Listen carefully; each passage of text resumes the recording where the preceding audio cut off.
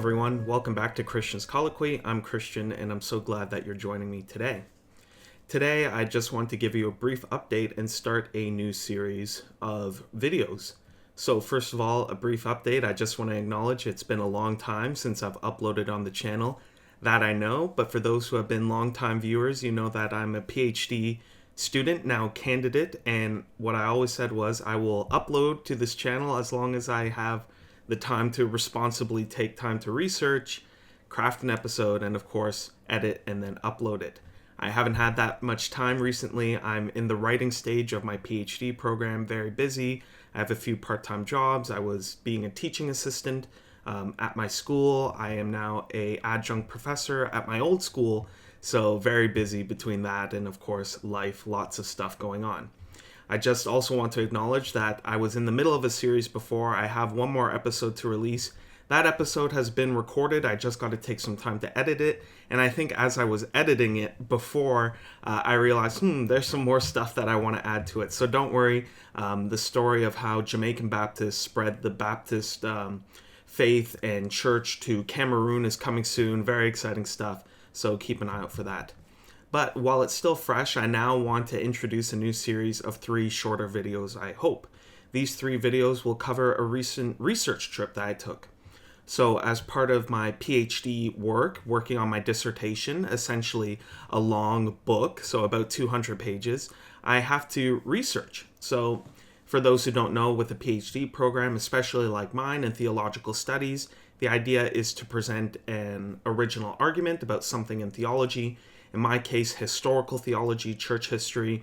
I'm working on 19th century evangelical missions and how evangelical missions intersected with evangelical eschatology, specifically how missions in the life of a particular figure, Edward Bickersheth, were influenced by the spread of the millenarian movement. So, to bring it down to more basic theological terms, how were evangelical missions in the early 19th century shaped by the rise of premillennialism? So that's my general topic. I've been working on that, researching that, reading a lot of resources, but the reality is, while there are so many resources online, which I am incredibly grateful for, a lot of the materials that you're using from the 19th century, so primary sources, whether it's letters, minute books from various missions organizations, or just correspondence between various people, a lot of them aren't digitized. So that means that a PhD researcher like myself, we need to go to the actual locations to find resources that are available only in print or only in the particular library, and that's what I did this past summer. So right now I want to dive in with 3 episodes. First, in this first episode, I'm going to share about how I organized this research trip, tips if you want to ever plan a research trip, or just information if you're curious. What does a PhD student in theology actually do? What are they doing when they go on a research trip? How do they get that started? So that's what this video is about. In my next 2 videos, I'm going to share about my time in actual locations. So in the second video, I will discuss what it was like being in Oxford. That was my first major destination. Spent a week in the library there that had a lot of resources. So I'll share a bit about Oxford, my time there, what I was looking into, and what it was like going into the big library at Oxford, the Bodleian Library, specifically the Western Library location and their manuscript collections there. Then in my third and final video, I will talk about my time in Ireland, where I went to a lot of different locations. First of all, in Dublin, where I went to 3 different archives, and then in Belfast in Northern Ireland, where I went for one particular archive. So I'll talk about that in my third video. Anyway, I now will dive in, talk about what it was like organizing a research trip and visiting archives in the United Kingdom and Ireland. So the first thing when you're organizing a research trip as a PhD candidate is knowing what you're going for. So a big part of organizing a research trip is recognizing you're not just going to find out what's there. While that might be a part of it, seeing, okay, what is actually here and what might be useful, a big part of it is knowing, hey, I am looking into this topic and these are the specific resources that I need. So if you're wondering why would a PhD student go to an archive, it's because they're looking for something in particular. So in my case, I knew that my figure, Edward Bickersheth, he has a memoir written by his son-in-law that references a lot of letters and a lot of papers that are in his life. So the reality is that while the memoir contains a lot of those letters that his son-in-law wrote them out, a lot of them he's referencing them, but they're not in there. So a big reason why I went to Oxford is that at the Bodleian Library, they actually house the family collection of the Bickersheffs, including Edward Bickersheff. So that's one example where I was going to Oxford looking for a particular resource. Same is true in Dublin, same is true in Belfast to some extent. I was looking for particular resources. Another reason why you might go is, as I mentioned, more secondary, to see what's actually there. The reality is that sometimes you're in an archive that's generally relevant and you're checking it out to see if there is something that might be there that no one knows about or that you didn't know about. So you might be doing a bit of searching, a bit of shifting, but still, you want to have a general idea. So on a research trip, you're never showing up to a library and just saying, hey, this is my topic, what's here? For the most part, you have either a specific item that you are looking to go see, whether it's a letter book or a set of papers or a minute book for some organization, or you're saying, hey, this is my topic, this is where I know they're talking about my topic, I want to look at this resource to see what might be in there and what might be relevant. So that's all to say, before you go on a research trip, before I went on a research trip, I was doing three things. First of all, I was getting a sense from my secondary sources, so other publications in my field, what archives were they going for, what materials were relevant that they know about. Secondly, I was talking to my supervisors. My supervisors did their PhDs a while ago, and they're still active in research, so they had a general idea what to check for. Third, what I was doing, and this was perhaps the most important thing, most libraries and most archives, they have search functions. Just like the way you might go on a library to search for a book, most particular archives have some sort of search function, some sort of search aid. So before I would go, I would check out the website of the archive, I would type in my figure, I would type in the particular archive material collection, and I would look at the different subject lines, the different headlines, and see what I am going for. So that's the first thing. Know your field, know what you're looking for, know where you're going to find it, and have as good as an idea as possible of where you're going to be checking, what materials you want to access. The second thing that I would do as a PhD researcher going into these places is knowing that not anyone can walk in off the street to most of these locations. Some of them, especially Public Records Office, they say, hey, yeah, please, you could just walk in. But most of them, you need to let them know you're coming and you need to prepare particular resources. So I'm speaking as someone who's enrolled as a PhD candidate at an institution that has all sorts of inter-institution connections.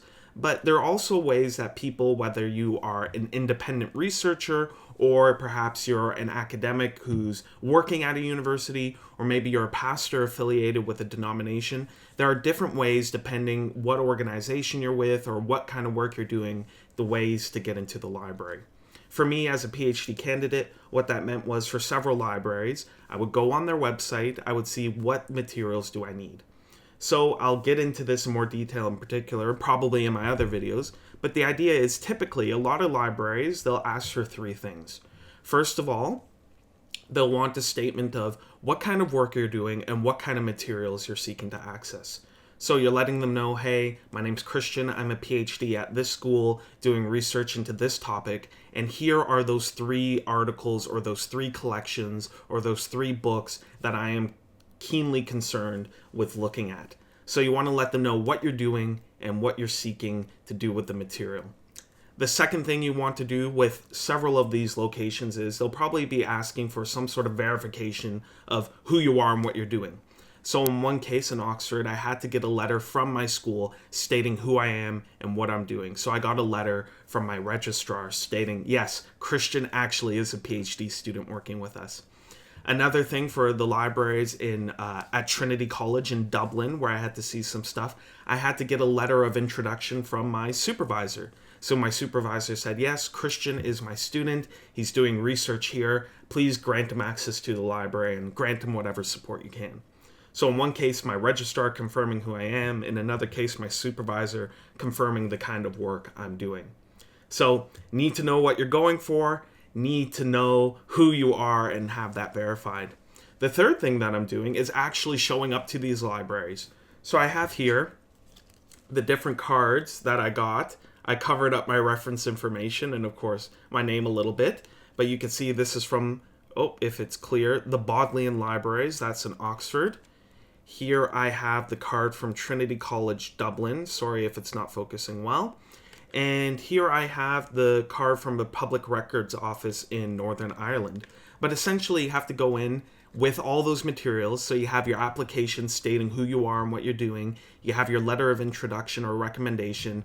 Then you have your ID. And in some cases, they'll ask you to agree to a certain set of things. So when you go to archives, they want to make sure you're going to use the materials properly. So you're verifying who you are. You're being granted special access. So you have a key card to let you in.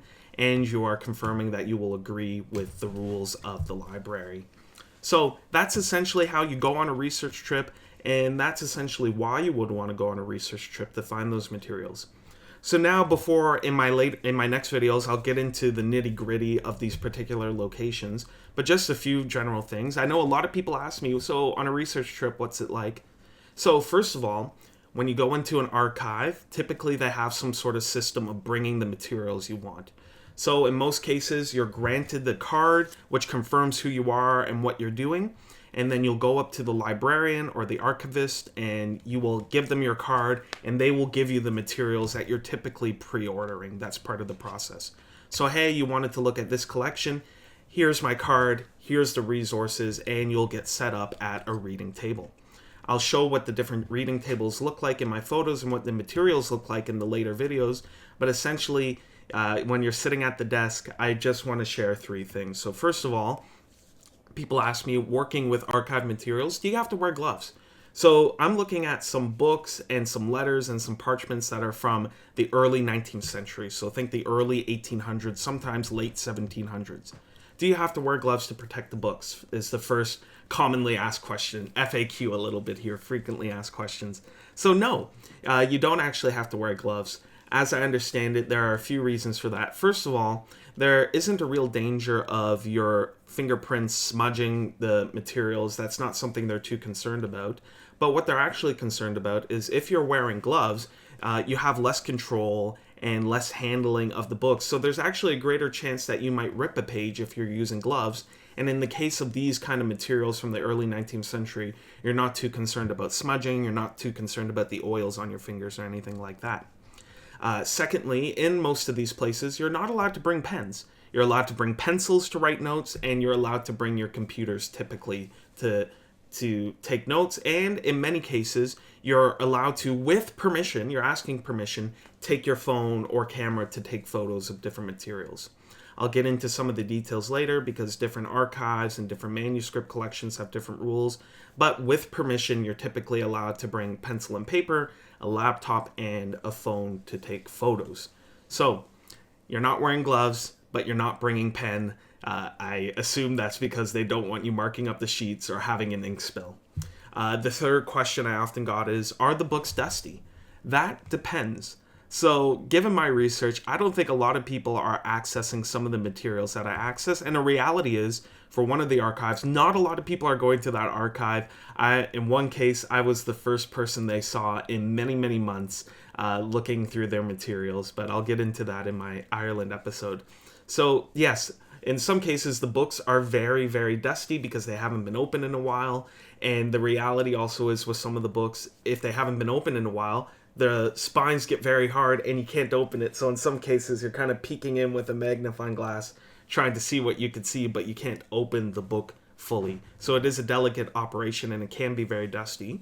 But for some of the collections I was looking at, they're getting people every day look at some of these materials. In Oxford, when I was looking at minutes from the church's ministry among the Jews, so an evangelical Anglican missionary organization towards the Jewish people, people are in there all the time looking at their minute books, and they are incredibly well kept. And because they're used frequently, they're not overly dusty because they're often seeing the light of day. They're often being flipped through. So that was a nice thing. Third thing people ask about is, what about the locations you're going to? When people imagine archives, they're thinking of a dungeon. You might be thinking about one of my favorite scenes in the Lord of the Rings movies, when Gandalf goes to Minas Tirith and he goes into the capital of Gondor looking for information about the One Ring, and you see him in this room full of books and full of papers, and he's sort of flipping through, and it's kind of got this like archive kind of medieval kind of feel. In most cases, it's not like that. One of the locations I went to is very much like that. But apart from that, otherwise, these archives, especially at Oxford, at Trinity College Dublin, the Public Records Office in Belfast, they are incredibly well kept. They are super up to date. They are super organized and clean. And a fourth thing, the people are super helpful there. So one of the nice things about going to archives in person rather than making use of digital archives is that the librarians and the people working in the archives, they know their stuff. They spend their time with the material every day. If you tell them what you're researching, if you're telling them what kind of materials you're going for, they'll probably have suggestions of other materials to look at, other archives to go to, other sections to use. So going to the archives, very clean, very well kept, and the people there are super, super helpful. I'll get into more detail later on. Okay, now the final thing I want to share about going to research in person on location is people often ask, are you able to like read the material? So I know you can now flip through pages. I know that the people there are helpful and that it's clean and organized while some of the books are dusty, but can you actually read it? So the reality is that depends. So sometimes for my case, early 19th century, sometimes the books are typed up. So typeface, however they printed it back then, but it sort of looks like a printed book with the letters being in printing, and like a published book that you might see today, just a bit older, and especially the cover might be older.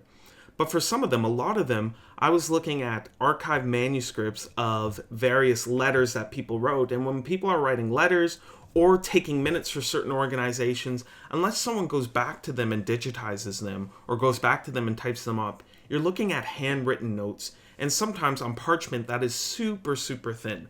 And sometimes it's handwritten notes on super thin parchment that are written on both sides, so it can be very difficult. So I grew up in an age where only for a few years of my school training did I get cursive training, and then it stopped in my third grade. But the reality is that handwriting could be very messy. So some materials, I'm looking at it, and honestly, I don't know what these guys are writing about, because their handwriting is just so messy, and sometimes the paper is so thin that you're reading and you can't make out which line is on which page, and it's bleeding through. So it can be incredibly difficult. Some of them it's super easy, it's typed up essentially. Other ones it is very difficult to read, and you're spending a lot of your time trying to you're not even reading it there. You're just trying to pinpoint a word, whether it's a person's name or an organization or a topic. You're just trying to find enough information to say, is it worth it spending my time here deciphering essentially this entire page, or do I just need to keep flipping? Time is limited. Storage on your phone when you're taking photos can quickly become limited. So I was quite surprised how much these photos were taking up on my phone, thousands of pictures. Anyway, so it can be quite difficult reading cursive, and a thing associated with that is, yes, based on my research, I was looking at material that wasn't in English.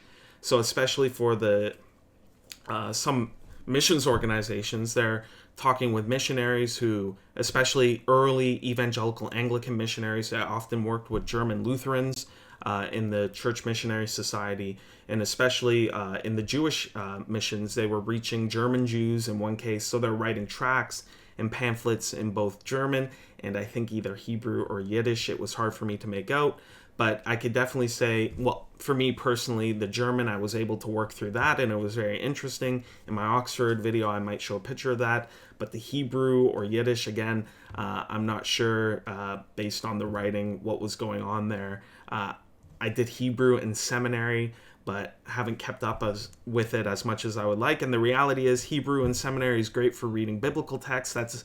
I can still pick my way through that a little bit.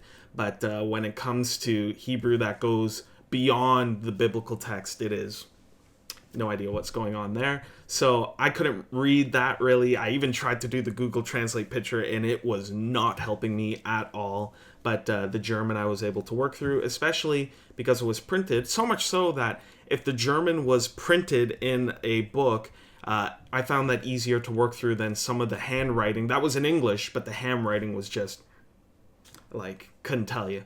And of course, that ages me a little bit.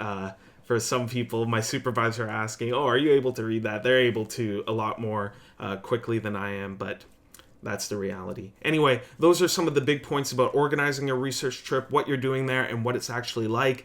Just wanted to give you some ideas. In the next couple of videos, I'll be showing a lot of pictures. I'll be talking about my time first in Oxford, looking at materials there. Then my second week, talking about materials that I was going through in several archives across the city of Dublin and the Republic of Ireland, and then, of course, at the Public Records Office in Belfast, which is Northern Ireland, part of the UK.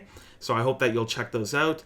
And, of course, keep an eye out for that video that concludes that city series about Black Baptists and their missional legacy. Anyway, that's it for now. Thanks for joining me on Christian's Colloquy. Please feel free to leave any questions you have about this research trip or about PhD research in general in the comments. Happy to answer any questions you might have. And, of course, feel free to suggest anything you want to see on the channel. Hopefully, this is the first video in several of me coming back to the channel as time allows at the end of this summer. Anyway, that's it for now. Take care. God bless. See you next time. Peace.